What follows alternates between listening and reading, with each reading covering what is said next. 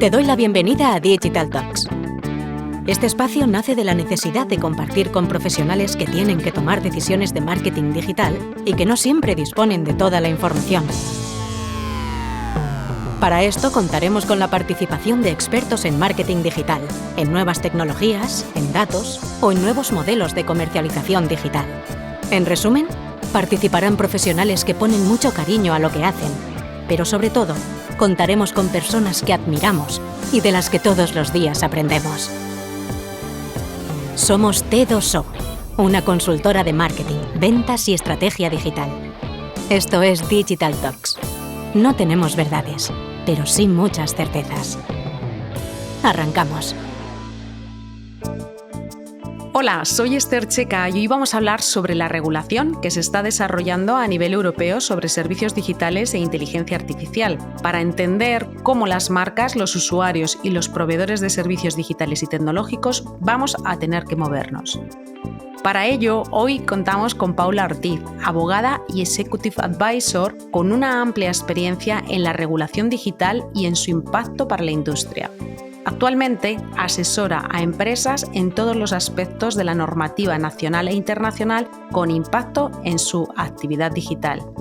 Paula tiene una amplia trayectoria profesional como portavoz de asuntos legales e institucionales a nivel nacional y europeo. Durante 10 años dirigió el Departamento Legal y de Relaciones Institucionales de la IAB Spain, siendo portavoz para temas regulatorios. También ha ejercido como asesora en relaciones internacionales de la Agencia Española de Protección de Datos, representando a España en la Comisión Europea y en otras instituciones internacionales. Es profesora asociada del Instituto de Empresa sobre Ética, Políticas Públicas e Inteligencia Artificial y también imparte clases en otras universidades y escuelas de negocio.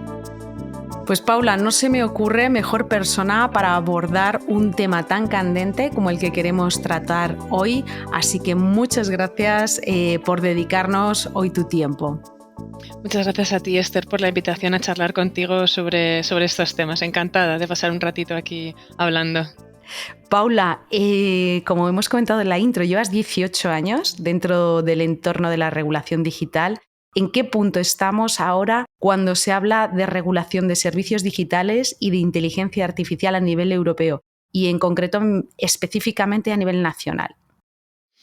Bueno, pues ahora mismo podemos decir que Europa se encuentra en un momento crucial en el que está redefiniendo todas sus normativas y está creando lo que se llama un poco la segunda generación de leyes de Internet, ¿no? Después de esas primeras de los finales de los años 90 y de los años 2000. Y bueno, pues para ello está dando unos pasos significativos para adaptar la normativa a la realidad actual y digamos que quiere ganar lo que se ha venido llamando en este anglicismo, esta digital race o carrera digital, ¿no? Donde geopolíticamente los diferentes bloques están intentando competir por liderar esta innovación y adoptar estos estándares que se van a aplicar en el futuro, ¿no? Entonces, bueno, pues está asumiendo un papel pionero al establecer normativas que podrían tener este impacto global y quiere un concepto que me gusta mucho, que es anglosajón, que quiere trabajar con lo que se llama el efecto Bruselas, ¿no? Que es este fenómeno por el cual las políticas y regulaciones de la Unión Europea tienen un efecto dominó en otros países, como ya pasó, por ejemplo, con el famoso Reglamento General de Protección de Datos. Y por otro lado, esta difícil tarea la tiene que compaginar además con crear un entorno que sea competitivo y seguro a nivel global. Por tanto, como vemos, tenemos aquí una doble tarea en la que Europa está trabajando bastante fuerte, ¿no? Por otro lado, a nivel nacional, nosotros en España pues ha pasado algo curioso y es que nos hemos adelantado a la aplicación de esta normativa y España ya ha sacado una agencia, digamos, de supervisión de la inteligencia artificial que tendrá sede en A Coruña y bueno, pues tenemos también alguna propuesta normativa también para regular la IA y los algoritmos. Por tanto, bueno, pues esto sería en cuanto a inteligencia artificial y por otro lado, en cuanto a la ley de servicios digitales y a la ley de mercados digitales, Estas leyes ya están aprobadas desde el año pasado y bueno, pues se ha dado lo que se llama en el entorno jurídico una vacatio legis, ¿no? Que es un tiempo para que las empresas se adapten y, por ejemplo, la ley de servicios digitales comenzará a ser de aplicación en febrero del año que viene. Y vamos a ver ahora, pues me imagino que a lo largo de la entrevista, cuáles son los detalles de esta ley, pero bueno, comentarte que, por ejemplo, los proveedores de muy gran tamaño, tanto las plataformas como los buscadores, ya tienen la obligación de cumplir con algunos de los requisitos desde agosto de este año pasado. Por tanto, bueno, pues tenemos ahora mismo bastantes normas que van entrando de manera un poco asíncrona, ¿no? A ser de aplicación y desde luego es importante tener el ojo sobre todas ellas. Me lo acabas de mencionar, la regulación tanto de servicios digitales como la de los mercados digitales. A mí me gustaría que nos comentases o que nos ayudases a saber cuáles son los puntos principales a tener en cuenta desde el punto de vista del usuario, de las empresas y sobre todo de los propios proveedores de servicios digitales y tecnológicos. Muy bien, pues mira, de manera previa, como punto de partida, comentarte un poco cuál es el objeto de cada una de las leyes, ¿no? Por un lado, la Ley de Servicios Digitales se centra en la responsabilidad de las plataformas en línea, incluyendo la moderación de contenidos, por ejemplo, y la lucha contra la desinformación, mientras que la DMA, la Digital Markets Act o la Ley de Mercados Digitales, busca abordar y eliminar esta posición dominante de las grandes compañías, ¿no? De lo que se llama los guardianes de acceso, los gatekeepers. Entonces, bueno, a través de estas finalidades, pues abordan cuestiones, pues como te comentaba, de la lucha contra la desinformación, la erradicación de los contenidos ilícitos, la promoción de la transparencia de los algoritmos o, en el caso de las grandes plataformas, erradicar estos riesgos sistémicos, ¿no? que pueden provocar las grandes tecnológicas. Entonces, desde el punto de vista de los usuarios, la idea o la finalidad de la Ley de Servicios Digitales es que podamos entender, por decirlo de una manera un poco llana, qué pasa entre bambalinas en Internet, ¿no? O sea, al final bueno, pues entender qué pasa con nuestros datos personales, entender cómo tratan las plataformas nuestros datos y bueno, pues conocer mucho más por qué los algoritmos toman decisiones con respecto a nosotros, ¿no? Esto se traduce en una serie de obligaciones para las empresas. Podemos decir que las empresas en este punto tienen tanto desafíos como oportunidades. Por ejemplo, por un lado, a las empresas les requiere unos estándares como más estrictos en términos de transparencia, yo creo que sería la clave de estas normas en cuanto a la moderación de contenidos, como te comentaba. Incluye también, por ejemplo, la prohibición de crear lo que se llama los patrones oscuros, que es estas maneras de pedir datos en Internet que no queda muy claro si estás dando el consentimiento o no, y qué empresas están detrás y tal. Pero luego también, por ejemplo, la Ley de Mercados Digitales incluye también una serie de oportunidades. Por ejemplo, les da la opción a las empresas de solicitar datos a estos guardianes de acceso, ¿no? A Google, a Meta, a Amazon, a las grandes compañías, ¿no? Es decir, que al final este pastel se reparta un poquito más. Y aquí yo creo que las empresas tendrán que ver hasta qué punto pueden sacar un provecho de esta oportunidad, ¿no?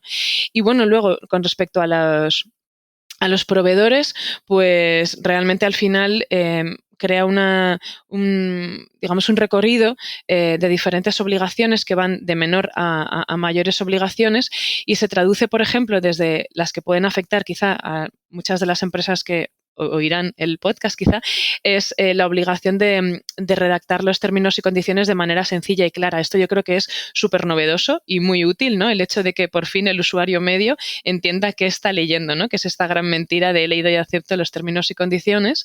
Y bueno, esto también te digo que tendrá bastante trabajo para los abogados, que parece que nos cuesta un poco, ¿no? El ser sencillos, que no simples, ¿no? En las explicaciones. Y luego, pues como te comentaba, una de las grandes novedades que yo creo que va a suponer un verdadero cambio es la obligación de explicar los algoritmos, ¿no?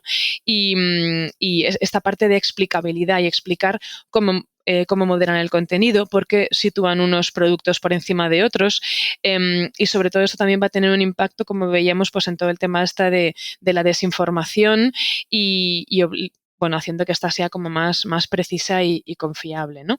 Y bueno, por otro lado, la Ley de Mercados Digitales, pues como te decía, intenta abordar estas prácticas monopolísticas y les obligará a compartir datos, ¿no? Y, por ejemplo, un tema bastante interesante para el entorno publicitario es que se obligará a las plataformas a llevar a cabo un reporting diario, tanto a anunciantes como a editores, sobre cuánto se invierte en publicidad, por ejemplo. Y cuánto se invierte en publicidad, conforme a qué palabras clave. Es decir, al final se trata un poco de acabar con esta opacidad, ¿no?, que sucede en Internet. Muy interesante, Paula. Volviendo a la parte más regulatoria orientada a la parte de inteligencia artificial, la eclosión que estamos viendo desde finales del 2022, de alguna forma hemos visto, bueno, pues que hay determinados organismos civiles y políticos que están pidiendo un mayor control de esta por el impacto que va a tener esto a nivel social y laboral. Y me gustaría que nos contases qué está pasando a nivel europeo, en qué está trabajando, cómo se está trabajando a nivel europeo y sobre todo cómo los Estados miembros deben de prepararse. Pues bueno, en primer lugar, yo creo que ha habido aquí, con esta eclosión, ha habido ahí, pues debates a todos los niveles, desde, poner el foco en ocasiones en esos riesgos, ¿no?, un poco largoplacistas sobre el posthumanismo, los sentimientos de los robots, Skynet, etcétera, pero lo cierto es que tenemos problemas más acuciantes, ¿no?, y son los que está trabajando la Comisión Europea, y es pues todas las cuestiones derivadas de los modelos fundacionales o de propósito general, ¿no? Con todo lo que tiene que ver, por ejemplo, con los sesgos, ¿no?, con los datos con los que se alimentan estos algoritmos, como te decía, con la desinformación, la suplantación de la identidad, ¿no?, con estos famosos deepfakes. ¿Qué pasa también con todo el tema de propiedad intelectual, con los derechos de autor o la transparencia, ¿no? Entonces, un poquito, pues, en cómo está trabajando la Unión Europea, hay que decir que es sorprendente la rapidez con la que esta norma está a punto de ser aprobada. Tenemos que tener en cuenta que la Comisión Europea publicó su propuesta en 2021, en septiembre, y bueno, ahora mismo estamos en octubre de 2023 y digamos que parece ser que la normativa está en los últimos tramos antes de su aprobación, ¿no? De hecho, estos días se está votando en el Consejo y es posible que es posible que a primeros del año que viene tengamos ya aprobada la normativa, ¿no? Entonces, ¿cómo está trabajando? Bueno, pues la Unión Europea ha intentado hacer un enfoque basado en riesgo, es decir, no intentar hacer una foto fija de la tecnología actual, básicamente. Porque imagínate, cuando salió la propuesta de la Comisión ni siquiera teníamos encima de la mesa los modelos fundacionales, ¿no? Por tanto, a saber qué pasa en el 2024 y años posteriores, ¿no? Por tanto, como te decía, se regulan usos, no se regulan tecnologías, y esto es una forma de que esta norma se pueda aplicar pues a futuro. Y bueno, pues por ejemplo, una de las últimas cuestiones que se están discutiendo, y un asunto bastante novedoso, es que las empresas tendrán que presentar las fuentes de datos a la Comisión Europea como las fuentes de datos con las que han alimentado estas inteligencias artificiales como parte de informes periódicos, de tal manera que los autores sepan si se ha podido utilizar sus obras, si no. Es decir, de alguna manera es como un striptease, ¿no?, empresarial, y acabar con esta opacidad y estas cajas negras, ¿no? Luego también otro tema también interesante es que también tienen que llevar a cabo informes de cuánta electricidad utilizan para mantener estos servicios. Como vemos, pues también tienen diferentes cuestiones relacionadas con la sostenibilidad, ¿no? Y entonces, si te parece, te puedo mencionar los tipos de riesgos que recoge para ver de qué manera pueden aplicar a las diferentes empresas, ¿no? Por ejemplo, habla de que hay tipos de riesgos que son inaceptables, básicamente, por tanto, están prohibidos, salvo que haya una autorización judicial o legal. En este caso, pues hablaríamos, por ejemplo, del social scoring, ¿no? Esta actividad que se está llevando a cabo en países como China, ¿no? Pues en Europa estaría prohibido, o los sistemas policiales predictivos o el control biométrico a distancia. Esto, si algunas empresas están planteándose llevar a cabo actividades de este tipo, pues que sepan que están prohibidas, ¿no? Y luego aquí hay una segunda opción, que son las que se llaman de riesgo alto, que aquí se necesita una certificación para llevarlas a cabo. Y también se necesita, pues, como quien dice, una supervisión humana, ya que hablamos de sistemas de selección de personal, sistemas de recomendación también de redes sociales que pueden tener también un impacto, como vimos en su momento con Cambridge Analytica, que pueden cambiar incluso hasta el rumbo de un país, ¿no? Y en este caso, la cuestión es que ahora mismo está siendo debatida, es que para que un uso sea declarado de alto riesgo, es la propia empresa la que lo tiene que declarar, ¿no? Y eso pues puede permitir ahí cierto margen, ¿no? En el que una empresa pues en un momento dado no lo declare, ¿no? Entonces ahí de momento se está pidiendo que se vuelva un poco a cosas como un poco más concretas. Luego tendríamos en los riesgos, el riesgo medio, que es, pues ahí podríamos incluir todos los asistentes virtuales, chatbots y la inteligencia artificial fundacional, que aquí la clave de nuevo es la transparencia. Me gusta, el otro día leía un concepto que me gusta mucho, que es la ley Blade Runner, ¿no? Que de alguna manera prohíba, ¿no? el hecho de que sea un robot el que lleve a cabo estos elementos sin que se sepa que verdaderamente es un robot, ¿no? Entonces, bueno, en este caso de los asistentes y de IA fundacional, pues a priori no se consideran de riesgo alto, pero habrá que ver si efectivamente alguna de esas finalidades o de desarrollos futuros entran en esta clave, ¿no? Y luego, por último, pues está el riesgo bajo, que básicamente se regularía a través de autorregulación, ¿no? Y bueno, desde el punto de vista de los Estados miembros, por continuar con tu pregunta, pues básicamente tienen que prepararse para armonizar e intentar tener una visión similar en cuanto a la regulación de estas inteligencias artificiales, ¿no? Al fin y al cabo va a ser un reglamento, eso significa que se aplica de manera directa a los Estados miembros, por tanto no debería haber mucho margen o que difirieran mucho lo que puedan opinar algunas autoridades de supervisión de otras, ¿no? No obstante, estas van a estar también coordinadas por la Comisión y habrá algunas cuestiones que directamente sea la Comisión la que los lleve, ¿no? De tal manera que tienen que trabajar todos de manera coordinada en todos los Estados miembros. Muy, muy interesante, Paula. Esto que estamos hablando a nivel más macro, ¿cómo aplica desde el punto de vista de los proveedores digitales y tecnológicos? ¿Cómo les impacta esta normativa de la IA?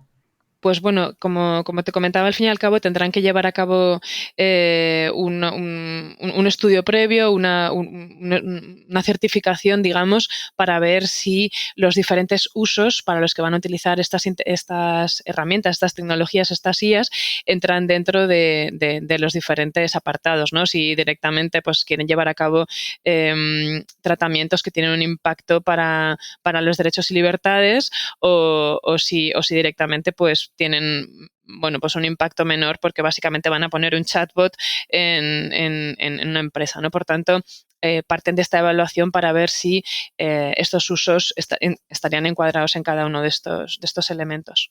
Con respecto a las regulaciones que estamos hablando, tanto las de servicios digitales como la propia de la inteligencia artificial, que en cierto modo pues trabajan para ese control de alguna forma de la soberanía digital europea o en la parte de la protección de los derechos fundamentales de los ciudadanos o en dar respuesta a marcos éticos dentro de este nuevo contexto tecnológico, en tu experiencia y por lo que has estado trabajando durante todos estos años, ¿en qué se diferencian estas regulaciones europeas de las que vemos en Estados Unidos y en China? Bueno, ahora mismo es una pregunta muy pertinente porque ahora mismo, como te comentaba, ahora mismo el tablero geopolítico está enfrascado en ganar esta carrera digital y digamos que, como tú planteabas, hay como tres grandes bloques, ¿no? O tres grandes polos. Tenemos por un lado el bloque anglosajón, el bloque europeo y el bloque asiático, ¿no? Y bueno, pues por ejemplo, Estados Unidos tiene un enfoque históricamente pues como muy liberal, ¿no? Muy orientado al comercio, donde el buen derecho es el que protege a los negocios, ¿no? Inicialmente habían adoptado un enfoque como bastante tolerante con la inteligencia artificial, pero últimamente han ido aumentando estas exigencias, ¿no?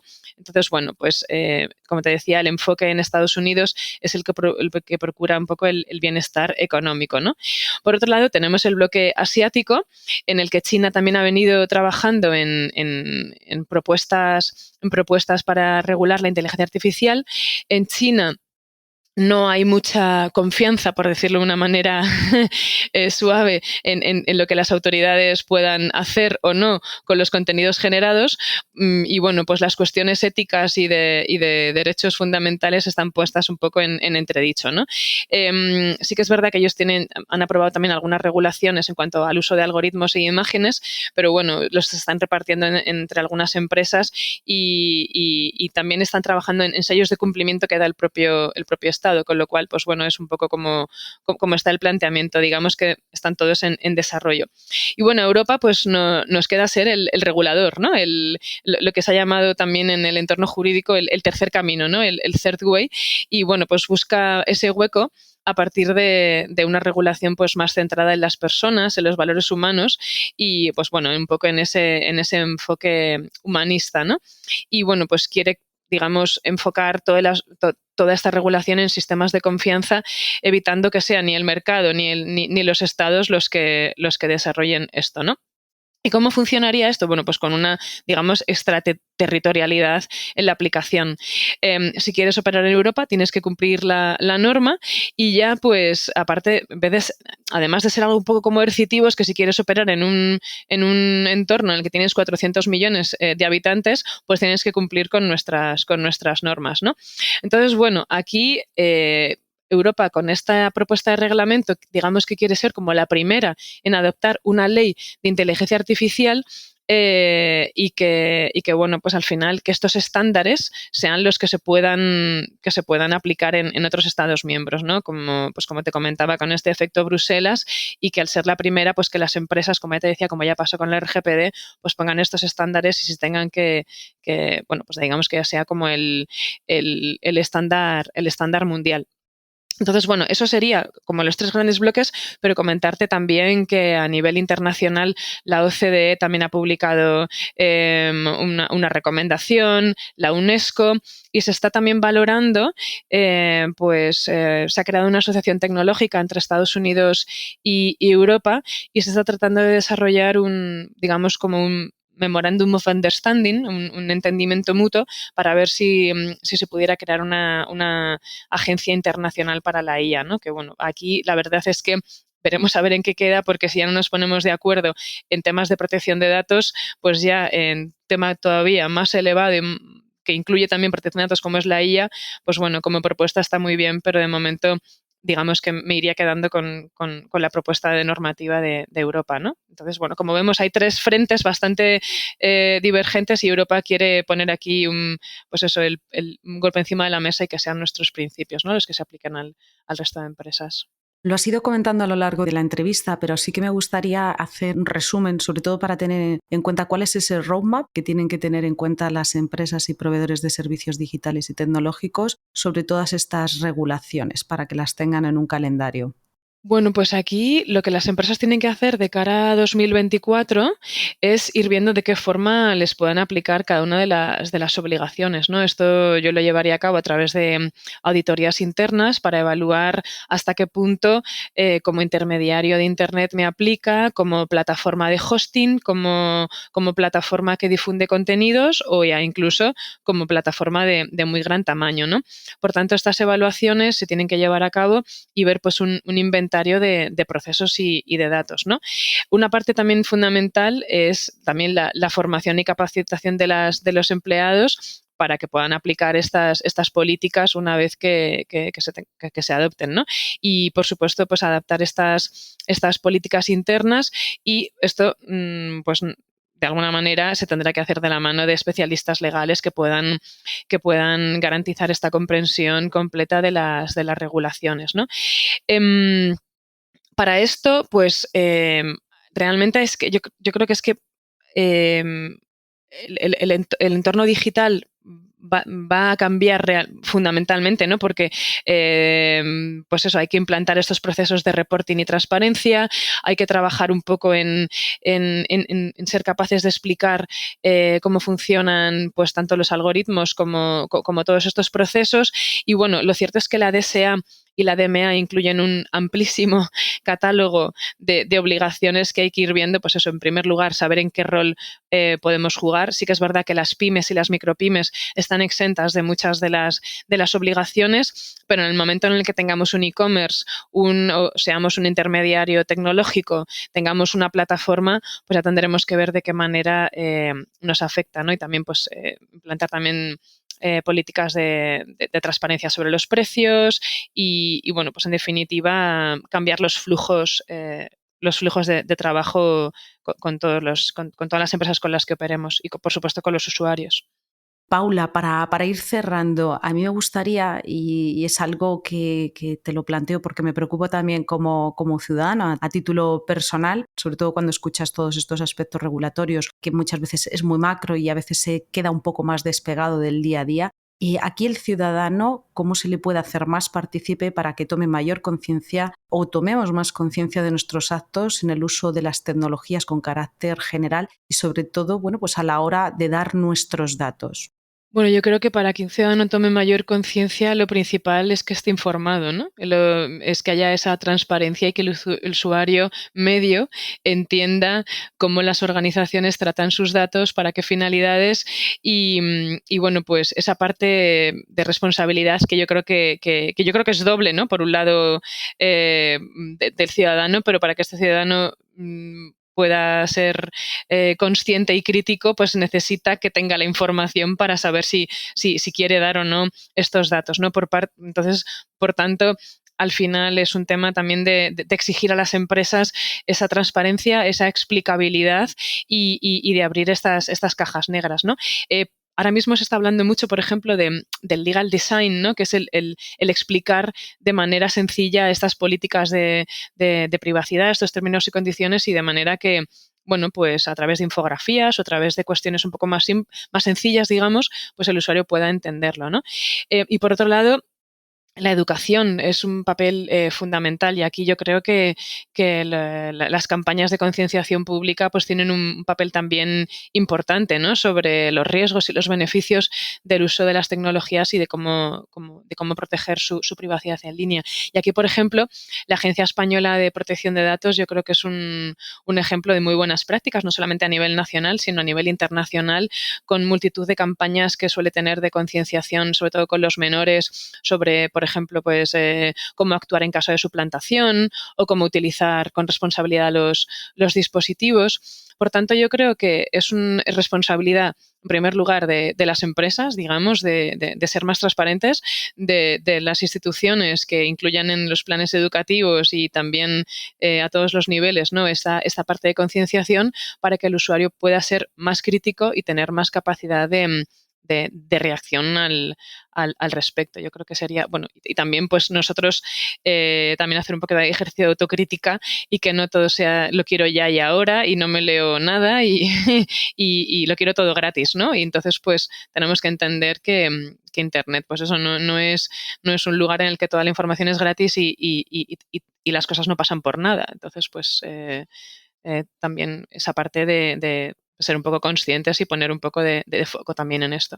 Me gusta esto último que dices porque de hecho hace poquito tiempo, leyendo un informe sobre el impacto que podían tener los deepfakes dentro de conflictos internacionales, al final los autores lo que venían un poco a decir es, aparte de entender cuáles son los riesgos que supone el uso de estas tecnologías con carácter específico en conflictos internacionales y su uso en particular dentro de la sociedad, un poco la conclusión a la que llegaban es cómo se puede mitigar el uso del impacto que tiene todo esto. Uno de sus primeros puntos básicamente era educar al público en general, pues para aumentar esa alfabetización digital y ese razonamiento crítico, que es lo que acabas de comentar y que de alguna forma no nos podemos desinhibir. Así que totalmente de acuerdo, Paula, con lo que has dicho.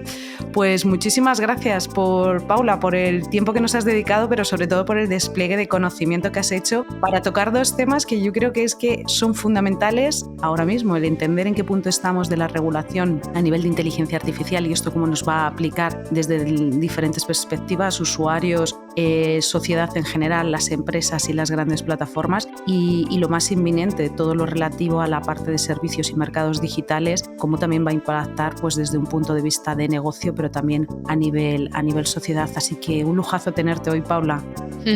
Muchísimas gracias, Esther, por contar conmigo para charlar sobre estos temas que me encantan, la verdad. Y nada, sobre todo encantada de haber pasado este ratito contigo. Nos volvemos a escuchar en unas semanas. Mientras tanto, puedes leernos en las redes sociales de t2o.com. Estamos en LinkedIn, Twitter y Facebook.